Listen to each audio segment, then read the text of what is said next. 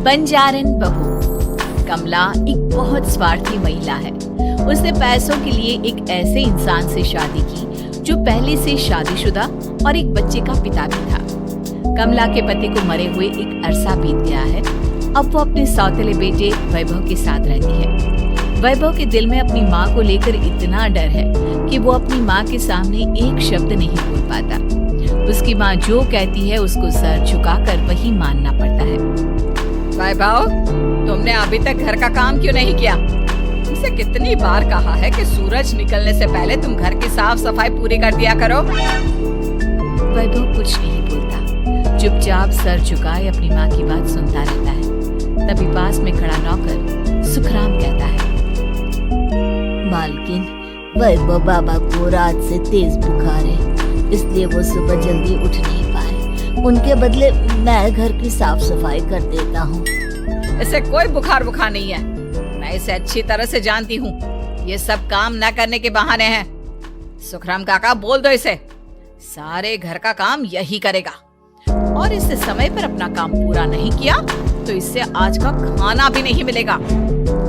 मगर मालकिन, वैभव बाबा की सच में ही तबीयत खराब है, आप एक बार देख तो लीजिए।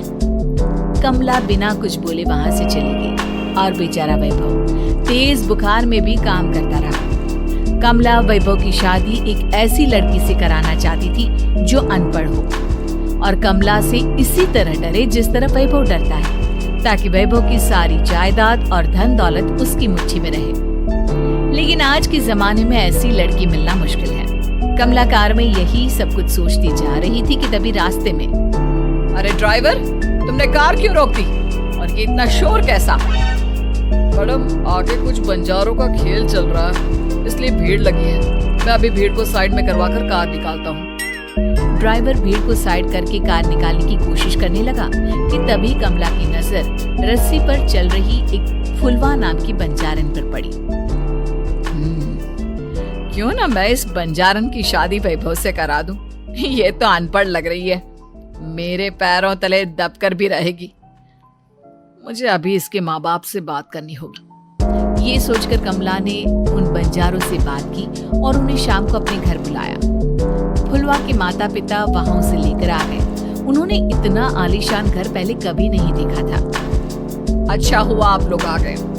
देखिए, मुझे घुमा फिरा कर बात करने की आदत नहीं है, इसलिए सीधे सीधे मुद्दे पर आती हूँ। मुझे आपकी बेटी बहुत पसंद है। मैं अपने इकलौते बेटे की शादी आपकी बेटी फुलवा से कराना चाहती हूँ। इसके बदले में आप जो चाहो वो ले सकती है। तभी फुलवा की माँ कहती है, ये क्या कह रही है मैम साहब, कहीं आप हमारी गरीबी का मजाक तो नहीं उड़ा रही ना? आप मेरे बेटे से मिल लो। अगर आपको मेरा बेटा पसंद आता है तो मैं कल से ही शादी की तैयारी शुरू कर दूंगी। सुखराम, वैभव को लेकर आओ। फुलवा अपनी माँ के कान में फुसफुसाती है, माँ, कहीं इस मेम साहब का छोरा पागल तो ना है? फुलवा अपनी माँ से बात कर रही होती है कि वैभव वहाँ आता है। फुलवा उसे देखती ही रह जाती है और उसके माता पिता उसकी शादी तय कर देते हैं। शादी वाले दिन किसी को फुलवा और वैभव की बेमेल विवाह की बात समझ में नहीं आती। फिर भी एक औरत कमला से पूछ ही लेती है, कमला जी, आपने अपने इकलौते बेटे की शादी देहाती गवार से क्यों करा दी? ये बंजारन आपके घर की बहू बनने लायक तो नहीं है। कम से कम अपने स्टेटस का ही ख्याल कर लिया होता। बहू तो अपने टक्कर की ला दी, आपने तो बंजारन को ही बहू बना लिया। अब कमला को समझ में नहीं आ रहा था कि इस बात का क्या जवाब दे। वो कुछ देर चुप रही और सोच समझ कर कहती है, बहन जी, आपको तो पता है आजकल के बच्चे किसी की बात कहाँ सुनते हैं। मैं तो अपनी बहू एक पढ़ी लिखी और अपनी सोसाइटी की ही ढूंढ रही थी, लेकिन मेरे बेटे ने मेरे सामने इस बंजारन को लाकर खड़ा कर दिया। बोला कि मैं शादी करूंगा तो इसी से। अब भला मैं क्या करती, मुझे अपने बेटे के सामने झुकना ही पड़ा। कमला की ये बातें सुखराम भी सुन रहा था। उसने ये सारी बातें वैभव को जाकर बता दी। काका, मैं तो फुलवा को जानता भी नहीं, फिर माँ मेरे बारे में झूठ क्यों कह रही है? अरे बेटा, तुम कितने भोले हो, तुम्हें कुछ भी नहीं पता। तुम तुम्हारे पिता अपनी सारी संपत्ति तुम्हारे नाम करके गए हैं।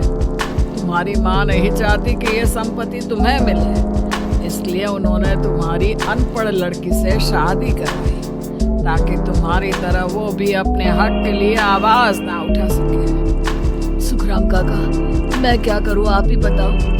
माँ के सामने आते ही मेरे हाथ पैर कांपने लगते हैं। मैं माँ को कुछ भी नहीं कह पाता। वे दोनों बात कर ही रहे थे कि अचानक कमला वहां गई। कमला को देखकर दोनों घबरा गए। तुम दोनों फिर कभी बातें कर लेना, अभी फेरों का समय हो गया है, चलो जल्दी आओ। इस तरह फुलवा और वैभव की शादी हो गई। अगले दिन कमला ने फुलवा को बुलाया और उसे नसीहत देने लगी। देख बंजारन, तुझे मैंने अपनी बहू बना तो लिया है, लेकिन तुझे इस घर में आँख कान मुंह बंद करके रहना होगा। घर का काम कर और अपने पति से मतलब रख, समझी? कमला का ऐसा रवैया फुलवा को बिल्कुल समझ में नहीं आया। उसने वैभव से इस बारे में बात की। सुनिए ना, माँ जी ने जिस तरह मुझसे बात की मुझे अच्छा नहीं लगा। शादी से पहले तो वो मुझसे बहुत अच्छे से बात कर रही थी, लेकिन शादी के बाद उन्हें क्या हो गया? तुम ज्यादा मत सोचो, जैसा माँ कहती है वैसा ही करो। ये कहकर वैभव वहां से चला गया। अगले दिन वैभव को घर के नौकरों की तरह काम करता देख फुलवा को बहुत हैरानी हुई। फुलवा ने इस बारे में सुखराम काका से बात की तो सुखराम काका ने फुलवा को सारी बात बता दी।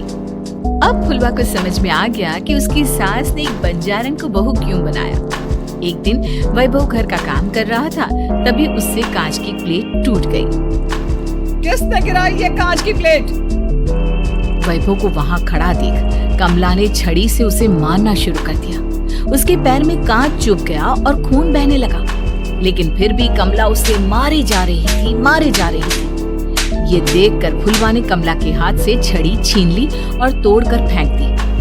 बंजारन, तेरी इतनी हिम्मत, तूने मेरे हाथ से छड़ी छीनी? कमला फुलवा को थप्पड़ मारने ही वाली थी कि फुलवा उसका हाथ पकड़ लेती है। ओ सस माँ, मैंने मॉम की गुड़िया ना समझ लियो। बंजारन हो बंजारन, ईंट का जवाब पत्थर से देना जानती हूँ।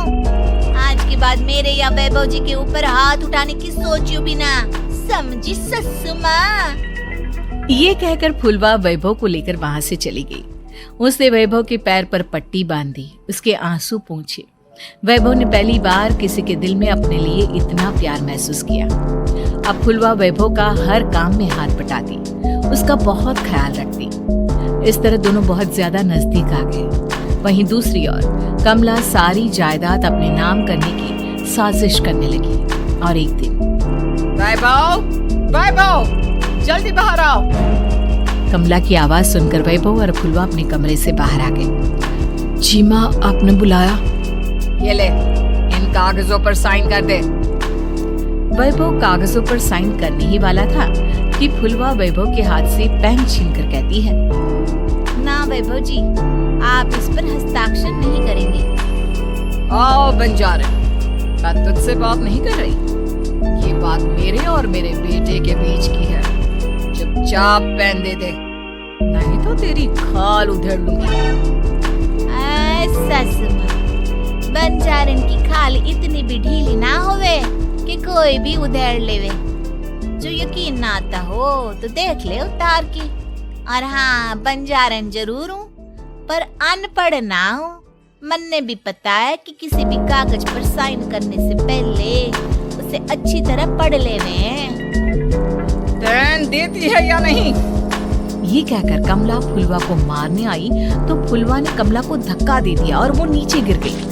कमला डरकर वहां से भाग गई। अब फुलवा ने वो कागज उठाए और वैभव के साथ सीधा वकील के पास चली गई। वकील ने वो कागज देखी और फुलवा को बताया, वैभव के पिता की सारी जायदाद और संपत्ति वैभव के नाम है, लेकिन वैभव की सौतेली माँ इस संपत्ति को अपने नाम कराना चाहती है, इसलिए इन कागजों पर वो साइन करा रही थी।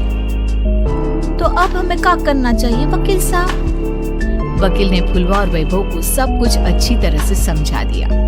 अब दोनों घर पर पुलिस को लेकर पहुंचे। कमला पुलिस को देखकर घबरा गई। पुलिस ने कहा, आपके नाम की कंप्लेंट हुई, आपको हमारे साथ थाने चलना होगा। कंप्लेंट? कैसे कंप्लेंट? आप अपने सौतेले बेटे पर बहुत अत्याचार करती हो। धोखे से सारी जायदाद अपने नाम करा रही थी। अब नहीं इंस्पेक्टर साहब, जरूर ये मेरी बहू की कोई साजिश है। इसने गलत कंप्लेंट की है। मैडम, शिकायत आपकी बहू ने नहीं बल्कि आपके बेटे वैभव ने की है। कमला वैभव का नाम सुनकर दंग रह गई। जिस बेटे ने कभी उसके सामने सर नहीं उठाया था, आज वही बेटा उसके सामने पुलिस को लिए आया है। वैभव, तुम्हारी इतनी हिम्मत कि तुम पुलिस को ले आए? हाँ माँ, मैं लाया हूँ पुलिस को। और मेरे अंदर इतनी हिम्मत कभी ना आती अगर फुलवा मेरा साथ ना देती। आपने बंजारन बहू को लाकर अपने ही पैर पर कुल्हाड़ी मारी है माँ। मैडम, आपकी बातें खत्म हो गई हो तो चलो हमारे साथ। वैभव, मुझे माफ कर दो, मुझे थाने मत भेजो। आज के बाद मैं तुम्हें कभी नहीं मारूंगी, तुम्हें कभी परेशान नहीं करूंगी, मुझे माफ कर दो। वैभव अपनी कंप्लेंट वापस ले लेता है और पुलिस वहां से चली जाती है। वैभव अपनी सौतेली माँ से कहता है, मैंने पुलिस को वापस तो भेज दिया है, लेकिन मैं आपको माफ नहीं कर सकता। आपने बचपन से आज तक कभी मेरे सर पर हाथ नहीं रखा, हमेशा मुझे मारती रही, नौकरों की तरह बर्ताव करती रही। आप इस घर में नहीं रह सकती, चली जाइए यहाँ से।